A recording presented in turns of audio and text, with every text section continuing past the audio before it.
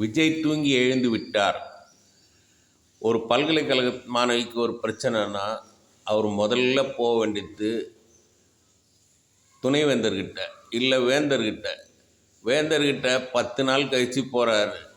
இதில் பெரிய அரசியல் சதி இருக்குது. இவர் நேற்று போனார், இன்றைக்கி சீமான் வர்றாரு. சீமான் இவ்வளோ நாள் தூங்கினாரா? இவங்க 2 பேரும் செய்கிற அரசியல் திமுகவுக்கு எதிராக சதி பண்ணுறாங்க. இது கொஞ்சம் கூட நியாயம் இல்லாத ஒரு விஷயம். அந்த பதிவாளரை தான் கேட்கணும்.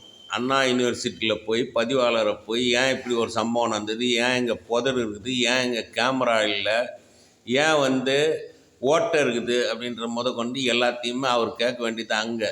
ஆனால் விஜய் ஒரு ட்விட்டு மட்டும் போட்டுட்டு மக்கள் பிரச்சனை அப்படின்னு கொஞ்சம் கூட நினைக்காத, ஒரு பொதுவான விஷயத்துக்கு களம் இறங்காத விஜய் ஒரு நல்ல அரசியல்